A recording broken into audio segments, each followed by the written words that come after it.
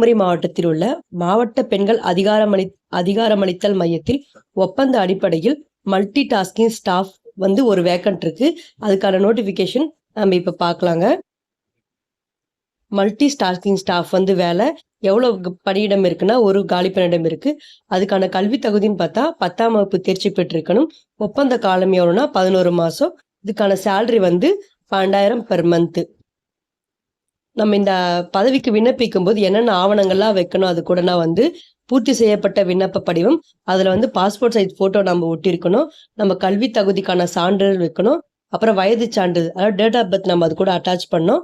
ஜாதி சான்றிதழ், ஏதேனும் ஒரு அடையாள அட்டை, ஆதார் கார்டு, பேன் கார்டு, எதனா ஒரு அடையாள அட்டை நம்ம இது கூட வைக்கணும். இந்த அப்ளிகேஷன் நம்ம எந்த அட்ரஸ்க்கு அனுப்பணும்னா டைரக்டாக கொடுக்கலாம், இல்ல தபால் மூலமா அனுப்பலாம். அனுப்ப வேண்டிய முகவரி: மாவட்ட சமூக நல அலுவலர், மாவட்ட சமூக நல அலுவலகம், தரைத்தளம், இணைப்பு கட்டிடம், மாவட்ட ஆட்சியர் அலுவலகம், நாகர்கோயில். இந்த அட்ரஸ்க்கு நம்ம அப்ளிகேஷன் அனுப்பணும்.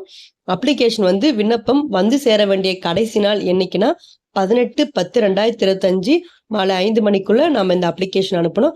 அதுக்கப்புறம் வர அப்ளிகேஷன் இங்க கேன்சல் பண்ணிடுவாங்க. ஓகே, இந்த அப்ளிகேஷன் எப்படி ஃபில் பண்றதுன்னு பார்க்கலாம்.